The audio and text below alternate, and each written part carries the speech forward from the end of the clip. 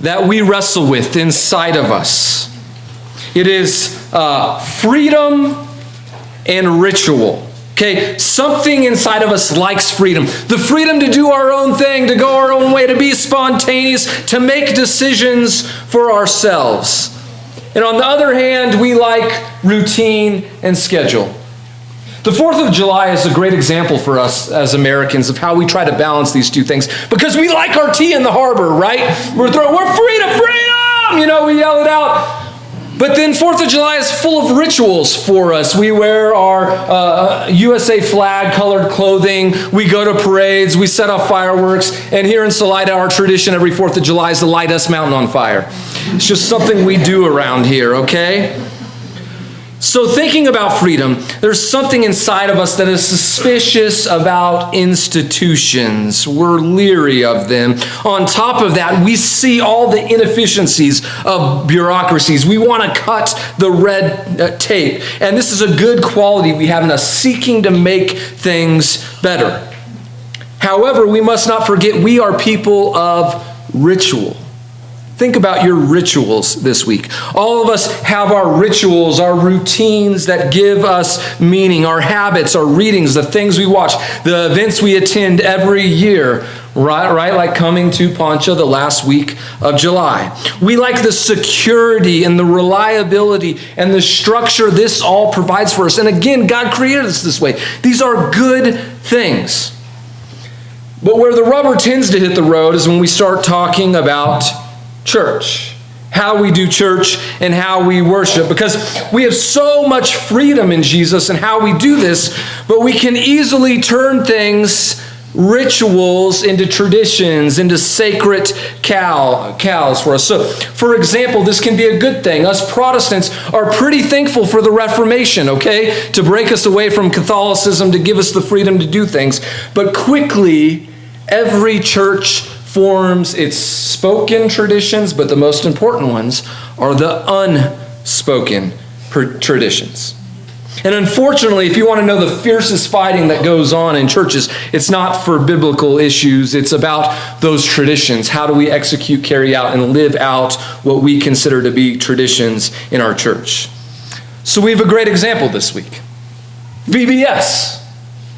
We know the routine, right? We know after this Sunday afternoon, you're going to be setting up the classrooms, right? You were supposed to go to S Mountain last night. That didn't go as planned. What do? Do you cut the gate? Do you just worship right there in Salida? We just walk to the top, okay? It's not that big of a deal. We got guys that do it in 10 minutes they run up to the top nowadays? Guys, come on, you can get up there.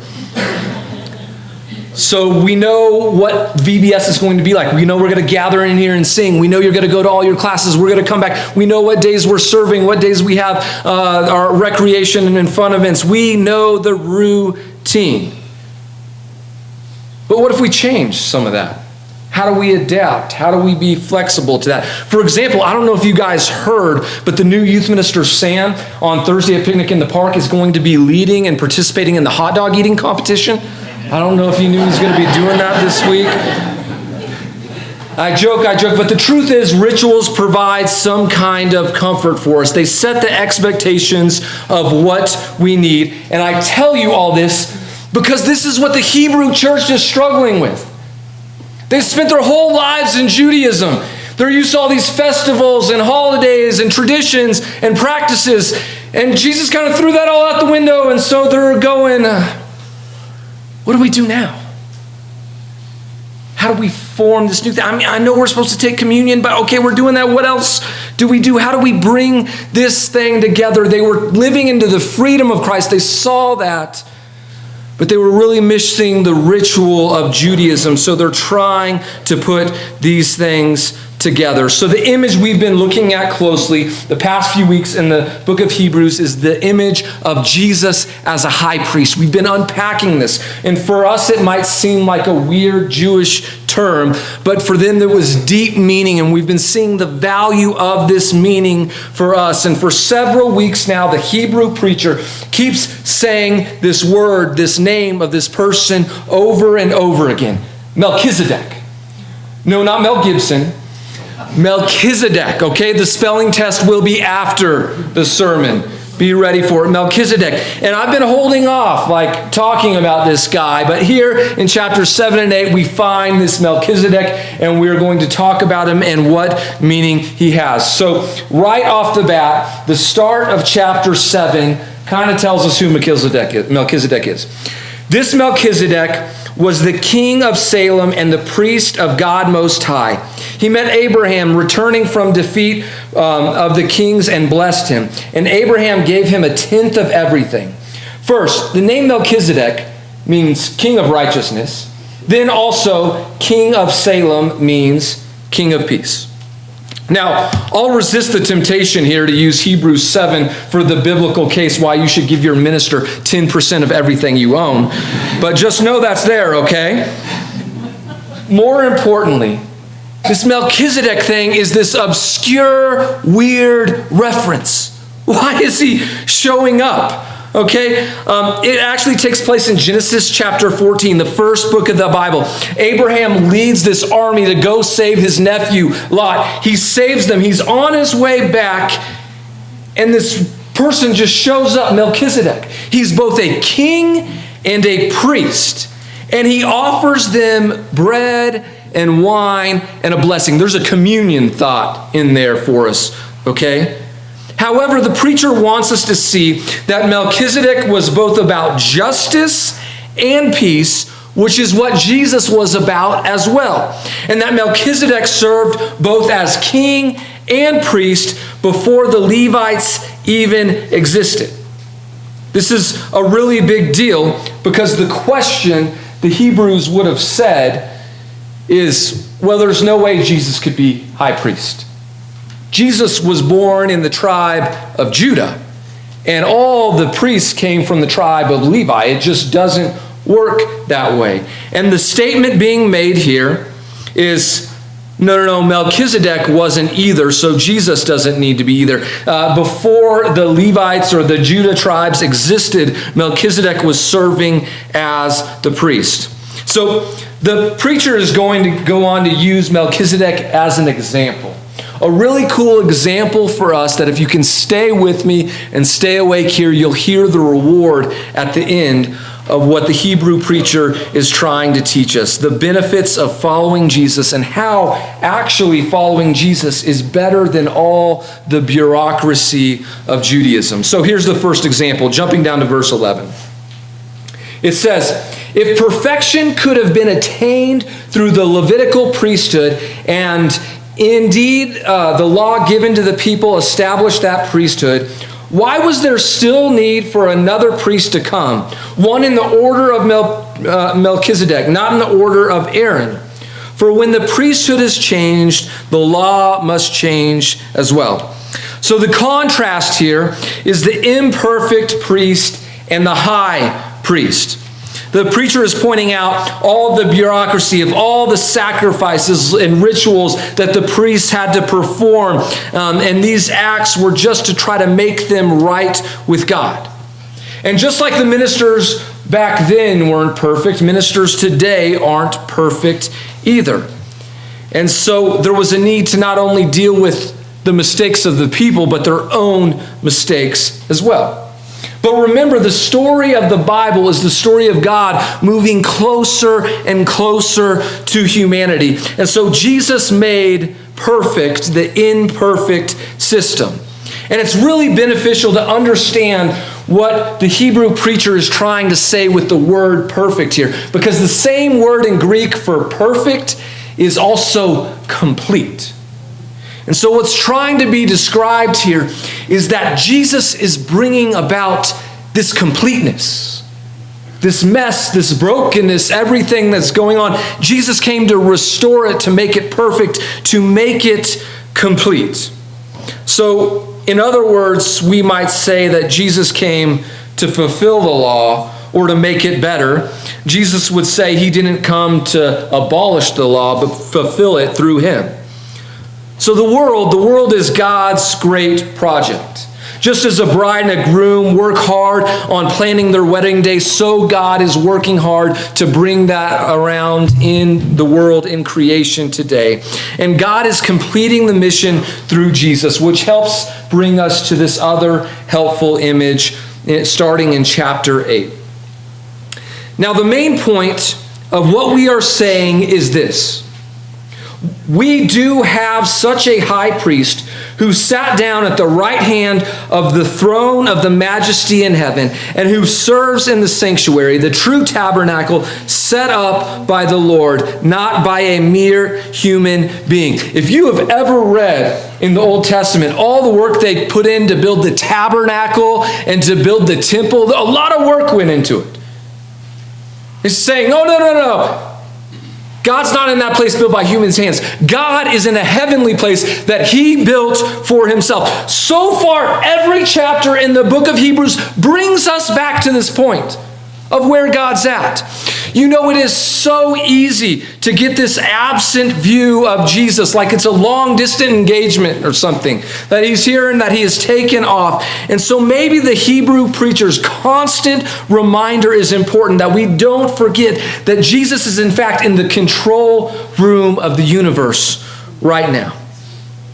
So the Hebrew preacher has one more point here, and here's where it gets really good. This is where one of the biggest themes in the book of Jeremiah or in the book of Hebrews gets unlocked. He's going to reference Jeremiah, the Old Testament prophet book, in chapter 31. It says this: "For if there had been nothing wrong with that first covenant, no place would have been sought for another. But God found fault with the people and said, 'These days are coming, declares the Lord, when I will make a new covenant with the people of Israel and with the people of Judah. It will not be like the covenant I made with their ancestors when I took them by the hand to lead them out to Egypt, because they did not remain faithful to my covenant. And I will turn away from them, declares the Lord. This is the covenant I will establish with the people of Israel.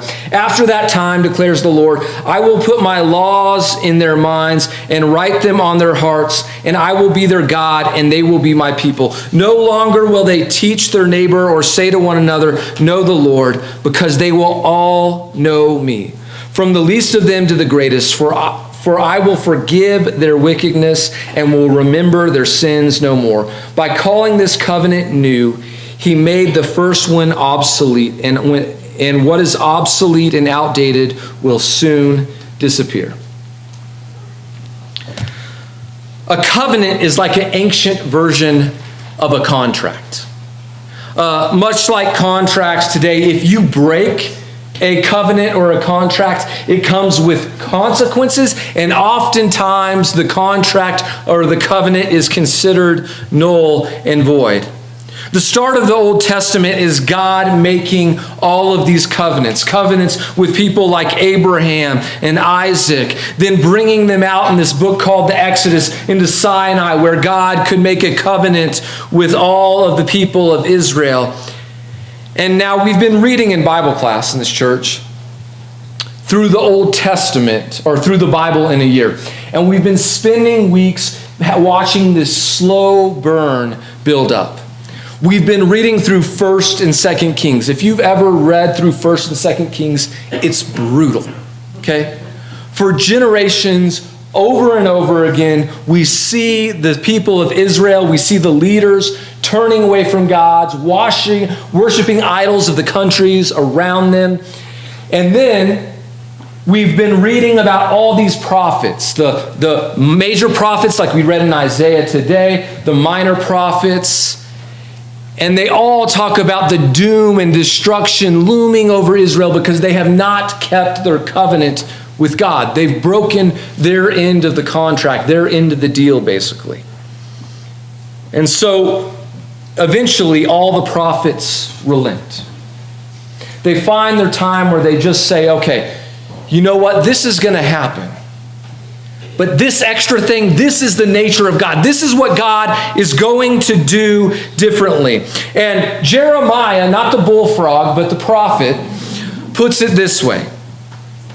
He's saying that there's something about the nature of God. He's saying God will do something new, something better for God's people. And in America, the only kind of covenant that we still have or keep anymore is that of a marriage. A marriage is an earthly example of God's eternal covenant. And I love the minor prophet Hosea because he describes Israel and our, as Christians, relationship with God as that of a marriage. And there's this horrible language talking about the people of Israel being like that of a prostitute, being unfaithful to God. And so the question of the Bible, the question of the world, so what do we do with this unfaithfulness? What will God do? Will God wipe us out and give us the death we really deserve? Will God just leave us to our devices and turn and walk away? What will God do? And the story of the Bible is that God hates divorce. Malachi 2:16. See, I've had the privilege of knowing some Christian couples who have gone through the difficult times of a spouse's unfaithfulness. One spouse was unfaithful, and so many hurts, pains, tears, counseling, anger, boundaries went into it. And a few of those couples said, you know what? The marriage isn't over. Biblically and instinctually, we know if someone's been unfaithful in marriage, you can walk away. Right? Jesus says it in the Sermon on the Mount, Matthew chapter 5, that a biblical reason for divorce is if one is unfaithful. God could walk away. These people could walk away. But every now and then I meet some Christians who say, I'm going to stick with you. The spouse who is unfaithful says, I'm sorry. Will you forgive me? I'm going to change some ways. Will you take things back? And the other spouse says, yeah, I'll take you back. I'll marry you. And sometimes they decide to have a new wedding because of that, because the old covenant's not good anymore. They have a new wedding ceremony to remember and to talk about this new covenant they are creating with each other. And guess what? In Jeremiah 11 and Hebrews 8, that is what God's saying. I'll take you back. When you go to Jeremiah chapter 8, verse 12, he's saying no longer is the covenant decided by all you keeping all these rituals and all these things. No, this new covenant will be decided by the mercy and the grace of God. We needed a new covenant. Us humans, us people. And so the story of the Bible, the story especially of the New Testament, is this new covenant, a better one. So let me take you back to my brother's wedding. A mistake had been made. There was no ring. But as they say, the show must go on, right? And so I'm sitting up there officiating this wedding, thinking, what do I do now? How do we proceed with this ritual when something has gone wrong? And the only thing I could think to do was to take off my wedding ring. I'm allergic to it anyways. I really am, actually. So I pull it off and I hand it to my sister-in-law. She takes it, she places it on my brother's finger. They say their wedding vows, they make their commitments to each other. And two of us in our family now have been married with this wedding ring. And we made the best of an awkward situation. And when we talk about the wedding now, guess what we remember? We remember that story. And so I gave the men, the young men, and I gave the young women some advice as I started off this sermon. Let me give us all some advice, all a message that we need to hear. At times, life is not going to go as planned. At times, your freedom's going to get the best of you. And you're going to make some impulsive decisions and things aren't going to go right. Other times, you're going to want to live in the ritual. And you're going to hang on like a Pharisee, and that's not going to go well either. But the reason for all this Melchizedek stuff is to remind us about the function of Jesus. It is a reminder that in our sins, in our hurts, in our trials, in our pains, we are to turn towards Jesus, the great high priest. And we have confidence to have endurance in our faith because of Jesus' covenant.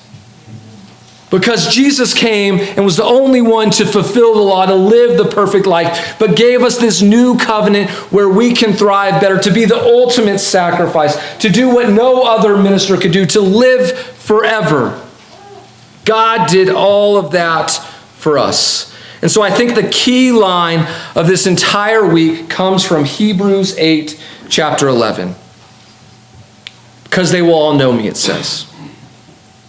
One of the questions we often wonder in life, and people often ask, is what is God like? What would God be like? And this tells us the story. The story unfolding over the pages, the story unfolding over history of what God is like. Culminating in the Gospels, 4 Gospels accounts of what God is like in the flesh. Jesus is God. The epistles explaining what it looks like when God comes to earth, how we are to live after this. Over and over again in the Old Testament, God is described as the Lord, the compassionate, slow to anger, abounding in love and grace and mercy. That is Jesus. Jesus lived the perfect life. He made the atoning sacrifice. He defeated death. He now serves as high priest forever.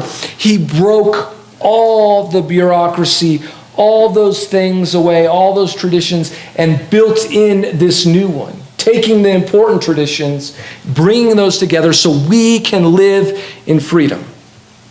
Freedom, this often confused word, freedom of Jesus, freedom to live in relationship with God, the thing our hearts truly need. So the call of Hebrews today, the call of the Hebrew preacher, is to come back to the heart of our faith. And the heart of our faith is always about Jesus.